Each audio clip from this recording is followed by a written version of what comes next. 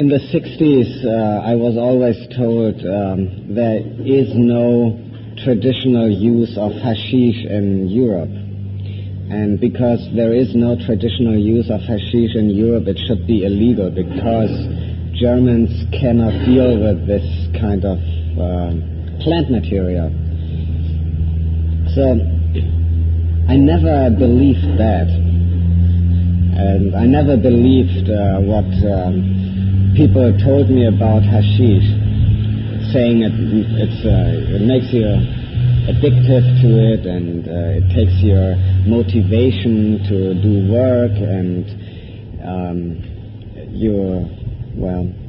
in the same sentence they always told me, you never get to a job if you have long hair. Just one of these other lies. And I had enough jobs, and I never cut my hair, and I never believed in that foolish statement that hashish does not belong to German culture. Well, this was a feeling, so I started smoking dope when I was 12, and that's now for 25 years, and I'm still waiting for the day not to wake up and have any motivation to work or to do anything. When I wrote my dissertation, I smoked a couple of grams every day, and so I found out that the hashish increased my intuitive intelligence quite a bit. So I continued to smoke it, and eventually I started to do research on the history of cannabis. And I always had also the feeling cannabis is healthy. Well, when I was a kid, I was told it's very bad for your health, of course. But then I started a research project, and it was called an ethnomedical investigation into the use of hemp as a remedy. So I looked through the literature of ancient healing systems and healing arts, and looked up the herbal books of old China and Japan, and looked up the Ayurvedic stuff and the folk medicine in Eurasia, and looked up the literature on Africa and around the world. So for a couple of years I collected data on the medicinal use of hemp products. And there were two things I was really amazed. First of all, I was able to find over 130 illnesses which had been medicated with hemp throughout history. So I don't know of any other plant with such a big medical usage as hemp. That was the first surprise, and the second surprise was I always had the idea that hemp is a plant which came from Asia in the beginning and spread over Eurasia and finally reached Europe and so forth. But the oldest evidence for the use of hemp is not found in Asia, it is actually found in Germany. And this was a bud containing seeds they found in Neolithic caves in East Germany. And these layers are supposed to be 7,000 years old. So I couldn't believe what I found, and the evidence is very clear, and it's not written up in High Times. It's written up in the annual archaeological report of the Archaeological Institute of some German university and stuff like that. So I thought to myself, well, this proves at least that the plant was known to all my ancestors and all over Germany. And that showed me that my intuition as a kid was right, that hashish has something to do with German history and prehistory. And I found a lot of other evidence. For example, in Germany and Switzerland, they discovered tombs, maybe Germanic, maybe Celtic, 2,500 years old. And in these tombs, they always discovered female cannabis flowers and seeds. So at that early time, Germans and Celts already used hemp as a grave good, give it to the deceased. And then sometime later, the whole plant was sacred to Freya. Freya is the Germanic goddess of love. And to me it occurs very natural to have a sacred plant of the goddess of love which acts as an aphrodisiac. Maybe you came across this effect too. I think hemp is one of the best aphrodisiacs so far, especially if they are mixed with some other herbal materials. My favorite recipe to use hemp as an aphrodisiac is a smoking mixture. 1/3 hashish or female buds, 1/3 dried datura or henbane leaves, and 1/3 dried Amanita muscaria. That's a very delicious, nice little smoke for tantric practice. I actually call this Shiva Shakti blend. Well, so the German goddess of love is equivalent to Venus, to Aphrodite, and sometimes they are identified, and in the 19th century Freya was totally identified with Venus. But it was very clear that this plant is sacred to Freya because of the effects caused by the same plant. So even in the past few centuries, there had been some rituals preserved among peasants when they went out to harvest hemp. Well, the old Germans used the hemp also for making fiber, and used the seeds for food, and used the oil for food and for lamps. They used the leaves for food too. You can eat the leaves like spinach. Maybe you know the comic strip of Popeye, who eats the spinach. I think that's a symbol for hemp, actually. So, and they used the buds for medicine, and obviously for ritual purposes. And I think they were basically used as aphrodisiacs because they were sacred to Freya. Well, when they had this hemp harvest, the whole community came together, and they sent in some nice, beautiful young ladies, of course. They went to the field, cut some of the stuff, and then they made a fire. So the whole community was smoked with the burning hemp.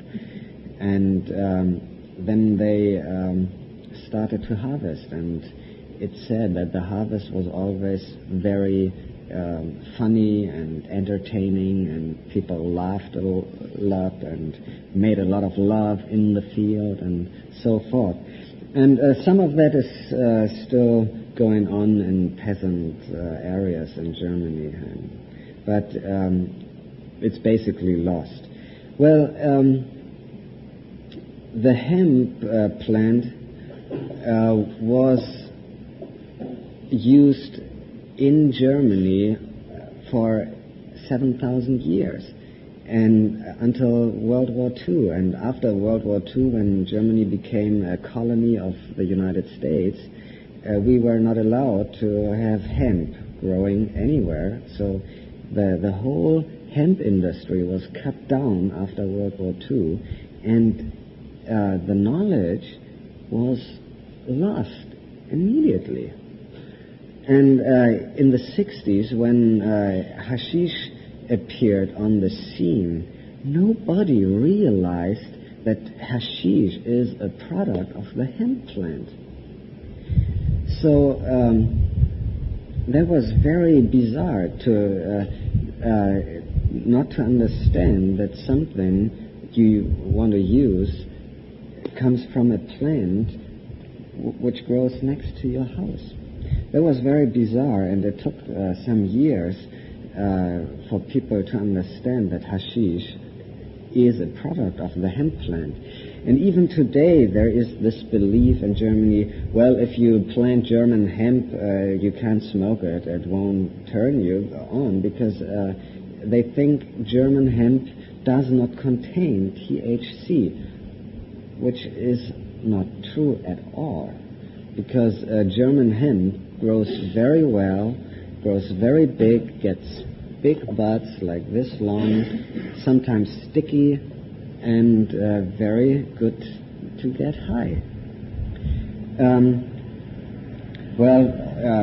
Maybe you have heard of what was going on in Germany last year, the decision by the Supreme Court that people with a small amount of hemp can't be prosecuted any longer. And then the next question was, what happens if we plant it? And there is no clue for politicians or for judges, or they just don't know what to do. But the chief of the police department in Hamburg was asked what he will do against the marijuana plant, and his only answer was, "Aren't these plants neat?" So that was his only answer to it, and that sounds good. So now you can see the plant growing in many households and many gardens, and people getting back to it. And because of mine and others' publications, many people realize now that there has been a long history of hemp use in Germany, and they know this was sacred to Freya, and many people now back to paganism. So the whole thing turns back now. It's very nice to see. Well, what I forget to tell you is some very interesting story. In the 15th and 16th century, there had been a couple of physicians who wrote and produced large volumes on herbs. And in Germany we call them the fathers of botany. The fathers of botany. And it's about 8-9 physicians, and they lived more or less at the same time, and they produced big volumes on the use of plants. Very interesting literature. So, and they all have big sections on hemp, and they have lots of different recipes how to use hemp for certain illnesses and so forth. And one guy, Tabernaemontanus, there's a plant named after him, Tabernaemontana, and I was told this plant contains ibogaine and similar alkaloids. Well, this guy, Tabernaemontanus, he was a German physician, and he worked in Basel, the place where Albert Hoffman worked later, and where Paracelsus worked too. And he stated that if women have troubles with their wounds, cramps and similar ailments, they should inhale the smoke of the female hemp flowers. So this is the very first written statement about the use of marijuana smoke as a medicine, and this is published in the 16th century by a German physician. So we have a lot of other evidence, and I don't want to get into that, but to me it was like a revelation to understand that this plant belongs to my ancestors and belongs to my cultural roots, and therefore I have to worship it and to use it to continue the tradition of the place. We'll just start with a song that was inspired by some experiences that Terence speaks about.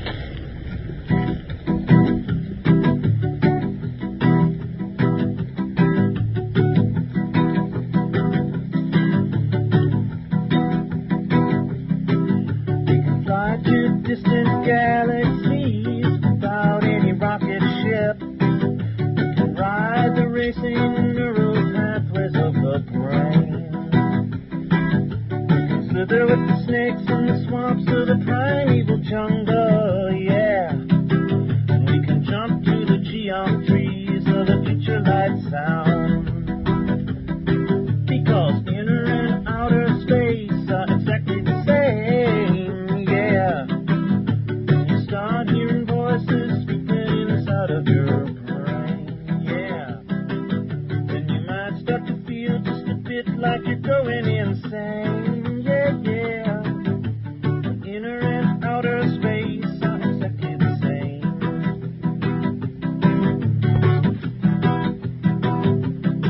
Now we can laugh to ourselves deep within the belly of the beast, and we can raise our voices in heated discussion to no avail.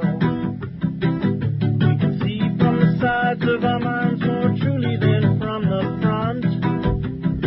We can begin to sense some alien intelligence taking shape from the board. I said, inner and outer space are exactly the same, yeah. When you start hearing voices speaking inside of your brain, yeah, then you might start to feel just a bit like you're going insane, yeah, yeah. When inner and outer space are exactly the same.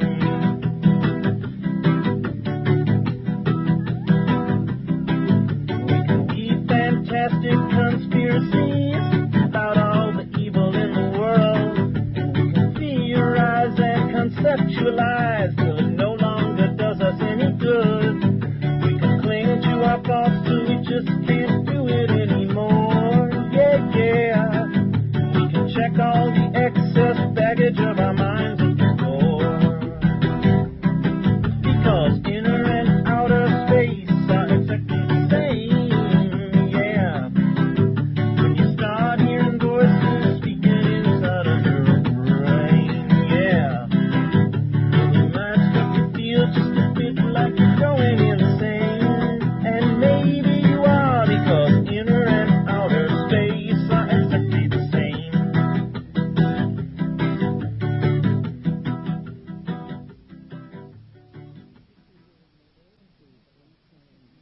It seems to me that what's happening is in our minds and outside our minds, if there is an outside our minds, but in the three-dimensional space of culture, we're undergoing an informational revolution of some sort. All data is rising to the surface. 9 million computers a month are being connected into networks worldwide at the very moment that some unknown number of people, because we can't get data on this, are taking psychedelics per month. And clearly, the thing that is unique about us as a species is that we have made much of information. You know, ants have scripted it down into a few pheromonal signals. Coyote packs have a kind of a pre-language. You can make what you wish of the dolphins and the whales, but no species has ever grabbed on to information the way we have. And I believe that history is a self-limiting process, that we are coming to the end of it, that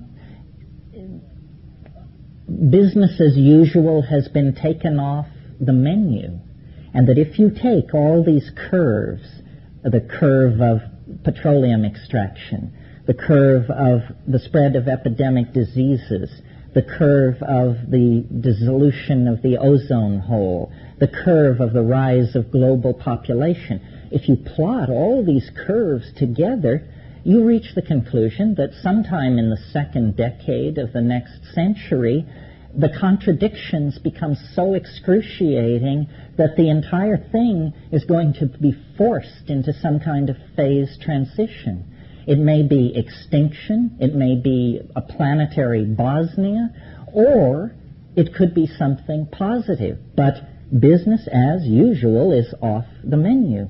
And the psychedelics connect you up to this looming event, because we are now, having journeyed toward it for at least 10,000 years, we're less than 20 years away from it. So it is imminent in every sense of the word. And to contact it, all you have to do is close your eyes, smoke a bomber, eat a mushroom, sit in yoga for a moment. I mean, it is very, very near. The energy threshold between us and the transcendental object is very, very thin. And that's why things are so peculiar, because the architecture of our collective lives and the architecture of our individual lives have fallen under the domain of a kind of attractor. And this is the attractor which, when it penetrated into our primate ancestors, it drew out of a higher animal ourselves. We are literally being sculpted on a scale of 1 million years. An animal species, some kind of advanced monkey, is being turned into the carrier for a projection from the transmundane that leaves us with 1 foot in the primate world and 1 foot firmly planted in the angelic world. We are a species in the process of being alchemically transformed by the other, and we can't know what that means for ourselves, for the fate of the planet. It is an absolute mystery. It is the mystery of our own becoming. Hello, Terence. Hi, I'm standing by. How are you? Just great. You're on the big island of Hawaii, right? Yeah, I am, in fact, yes. Can you hear me? I'm also coming cellular. Yeah, we can hear you just great. It's so great to hear your voice here on KPFK again. I hope well, it's been a while. Yeah. One thing that people who've been listening to my tapes for a long time now, the Seeds tape I put out, which is a tape of information all about hemp, you were one of the original people on it talking about the archaic history of the hemp plant. And for those of people out here that haven't heard you before, why don't you give a little brief history of what you know about this plant? Well, this is probably one of the, as I'm sure you know, one of the world's oldest cultivated plants in the Middle East. The original wild type seems to come from Central Asia somewhere, and probably long before people brewed beer or made any more kind of complicated intoxicants, they were throwing hemp branches onto fires and inhaling the fumes. In my book, I wrote about how the words associated with storytelling, like unraveling a tale and weaving a yarn and following a thread, are all weaving words and also then hemp words. So somehow consciousness and weaving and hemp, because it's such an excellent fiber plant, all rose up together 6,000 years. There's no older known weaving than that, although there are patterns on walls that suggest weaving. Yeah, in fact, I believe in Çatalhöyük they've found hemp linen fibers in the graves that are like 8,000 to 9,000 years old. I think you're right. It was impressions, wasn't it, of woven surfaces. Right. Yeah, so, and when you think about what a complicated intellectual task weaving is and how early people did it, you realize that their intellectual skills and their power of imagination were as equal to our own. And, you know, I've argued that plant use in the phase where hominids turned into human beings, psychoactive plant use, probably had a real input into the emergence of consciousness, especially the speed of the emergence of it. And of all the widely used intoxicants in the world today, hemp comes closest, I think, to capturing that archaic, sort of boundaryless, tribal modality that we lost when we moved into history. You know, I recently had Lynn and Judy Osborne on with their new book, Green Gold, The Tree of Life, Marijuana and Magic and Religion. And the thing that really astonished me was that in all the temples of all the religions, they've always burned incense. And originally that incense was hashish. And what does that say about religion? All of these people who are having visions and talking to God were all inhaling the fumes of hashish.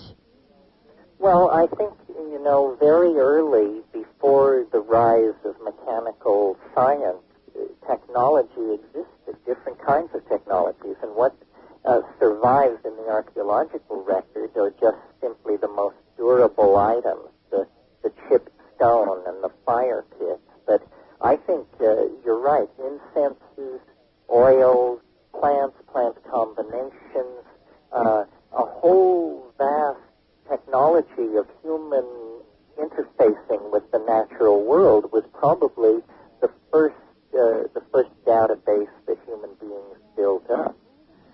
Yeah, and one of the things you've talked about too is how the use of this plant opens the doors of communication amongst people. Right. Well, language. I'm working on a new book now where with a co-author, Philippe de Vaugelet, and we're really trying to tighten this psychedelic case for the impact of psychoactive plants on language. And the more you study it, my conclusion is language came very, very recently, almost unbelievably recently, in the last 100,000 years. It isn't really a reorganization of the physical animal. It's more a behavior of some sort that must have broken out somewhere and then spread rapidly through the neighboring population. And one of the things that we're very interested in is the fact that inventions are rather like genes, in that once an individual has a breakthrough, it can be taught and replicate itself through a population. And certainly whoever the first human being was who discovered the intoxicating properties of cannabis, I think that meme must have spread very rapidly through the human population because the positive feedback from it was obvious. Sounds like another 100th monkey story. Well, I hope we can put it on even firmer ground.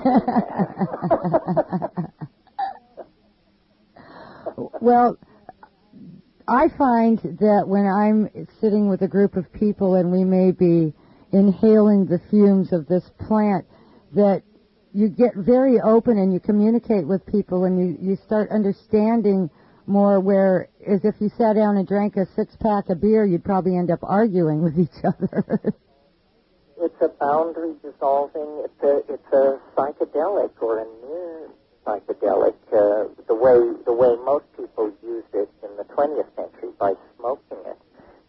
In the 19th century, people ate it and ate concentrated liqueurs made out of it. And the descriptions of those or LSD make it clear that they were as swept away as a human being can be and could, report it later. Very impressive psychedelic states of mind described by people like Bayard Taylor and Fitzhugh Ludlow, and I'm sure you know all these folks. And Lynn and Judy mentioned that a lot of the ancient holy anointing oils were very psychoactive, and when they would use these oils on the body, there would be take flight from the intoxicants in the oil. Well, see, from a chemist's point of view, an aromatic oil, an aromatic molecule and a drug molecule share a lot of structural similarities. The aroma of the molecule, meaning the fact that it volatilizes into the air that way, means it has an active electronic ring structure, and many of these psychoactive substances are like that as well. Datura, flowering arborescent daturas have a wonderful odor. I mean, literally almost an intoxicating odor. And DMT, sometimes when you walk the jungle trails of the Amazon, you'll get a hit of the aroma of DMT as strong as if you held a pinch of it in your hand, but it's just you can't locate it. It's coming from, one of the hundreds of plants all around you. I sent you a copy of the November High Times that I had the luck to be in. And I saw it, yes. Yeah, there were some great quotes from Food of the Gods on the connection with the feminine in the hemp plant. Well, yes. I mean,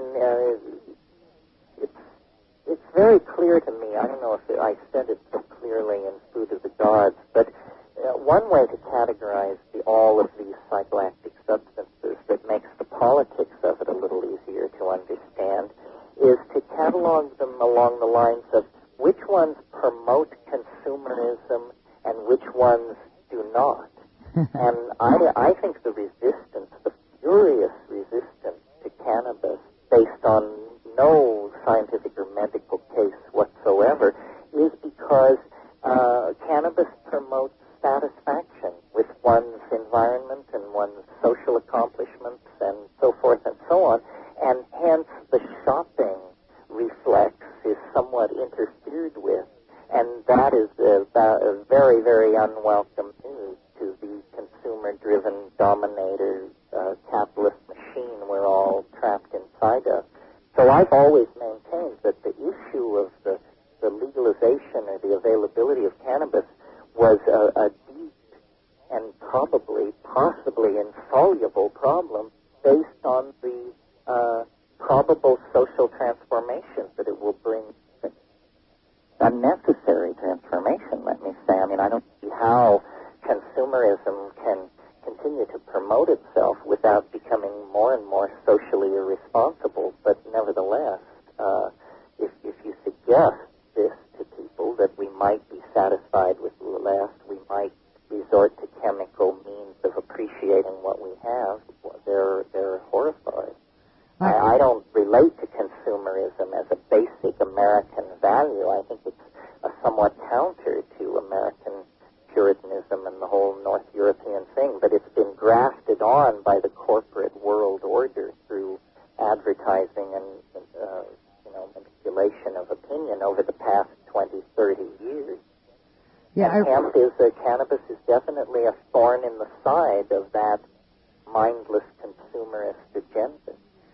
I recently had the opportunity to talk to a Native American activist, singer-songwriter John Trudell on a radio show, and he pointed out that he didn't think that it was just about money. It wasn't just about corporations that they keep the hemp plant illegal, but it's also about perception, about how it makes you think and look at things that they don't want us to have. We can't be good little robots in the New World Order if we have the perceptions that this plant gives to us. No, I think it's a tremendous stimulant to the imagination. The safest and most creative of all the potential stimulants to the imagination. And I agree. I think part of what was so frightening about the 60s to the establishment was the general spread of diversity, which in and of itself is viewed as threatening.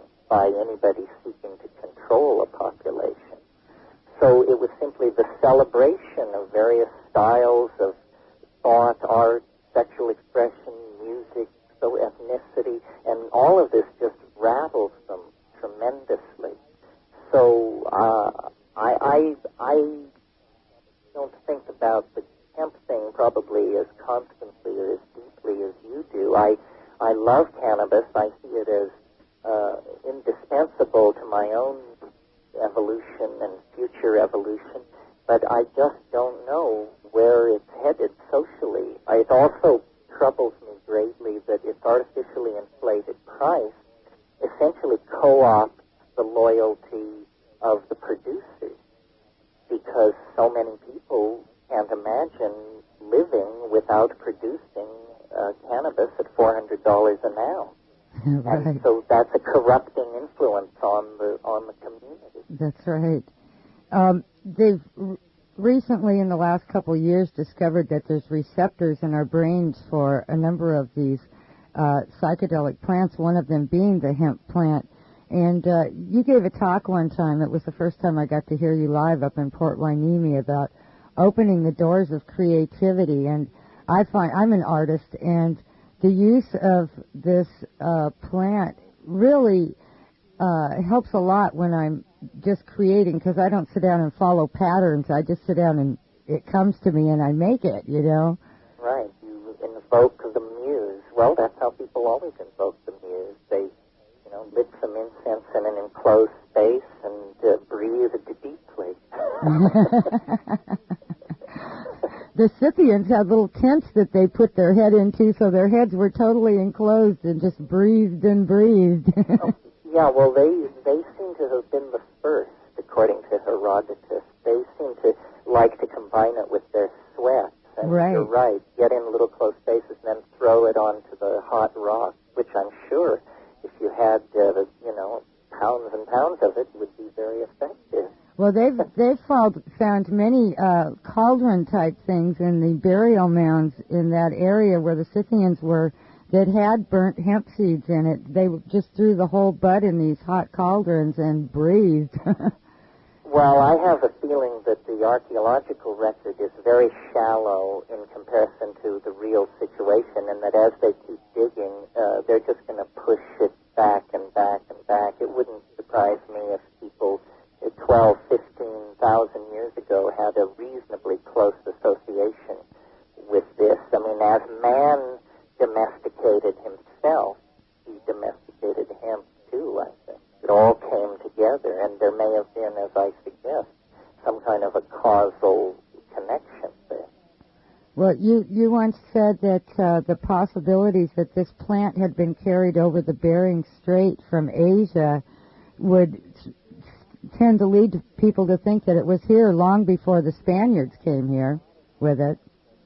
Yeah, there's a lot of questions, but certainly one of the interesting things about hemp is that it's so adaptable to extreme conditions. I know some of the best hash comes from the district of Jumla in western Nepal, and that's all above 10,000 feet and has a very short growing season. So hemp is one of the few plants that could have, since that trip across Thuringia took generations, probably, that could have been passed along and adapted and regrown in many different places and come across. If they studied the genetics, the DNA of the Asian and New World strains closely enough, they could probably eventually figure out exactly when that break came. I mean, that would be a good piece of work. Right. Well, one of the things I think, too, that I've heard you talk about that not too many talk about, with all this history that we're unfolding now, so much of it that's been hidden for many years, this is something that we really have to be straight with our kids about. We really have to tell them the truth and be honest with them, not run and hide in the bathroom to puff a little when they're not around. Oh, yeah, I think, it's obvious a family divided against itself is no family at all, and the family is cauldron enough for neuroses. Children are a good reality check. I mean, if you're doing drugs you can't or don't want to explain to your children, then maybe you shouldn't be doing those drugs. It's difficult, I know, when you're in places where the schools try to turn the children against the parents. But if you just look at the history of rights in this country, the black struggle, the gay struggle, they're just not giving rights out. And the substance-using community needs to define itself and then just take a position and say, look, this is part of what being human is, and as a civilization, we have to accommodate this. That's what civilization means. It means coming to terms with what is human. Yeah, and it's about time to start bringing these truths out to everyone. There's so many of us across the country that know this information now. We really need to keep talking to people and explaining to them before all our rights are stripped away. Well, it's, H.G. Wells said history is a race between catastrophe and education. Yeah, well, You've been doing a lot to help educate the world, I'll tell you. I've spent so many hours listening to you on tape. It's just wonderful to have you on the air again here. Is there any events you have coming up over on the mainland? Well, I'm doing less and less actual public stuff because I'm trying to build a website and write a book. I will be at Esalen in the middle of October, and if people want to come up there and lay in some hot water, why, they can call the Esalen office. But I'm trying to stay home more in Hawaii, and it's a full-time job just to keep track of the way in which this culture is transforming itself. And you're working on a new book, too? I'm working on a new book, and I'm working on a website on the World Wide Web, which is really a whole other topic, but very exciting. Is there any way people can get a hold of you? They can send me email at hce@well.com. That's pretty easy to remember. hce@well.com email, and I'll do what I can. If everybody writes, then I won't answer anybody. But it's nice talking to you, and we can do this again. Oh, that would be wonderful. And maybe when you get over to the mainland, we could do a phone-in from there so you won't have to be on cellular. That would be nice. Well, let's bear that in mind. Okay, well, we'll keep in touch, and thank you so much for talking with us today, and I will mail you off a copy of this entire show. Well, just keep doing what you're doing. It's great. If enough people pay attention, we'll get through this little business here at the end of the 20th. Yeah, and we're going to get ready to listen to a friend of yours, Christian Ratsch, after we get back here. All right. I'll be talking to you. Okay, thanks, Terence. Okay, bye-bye. Bye.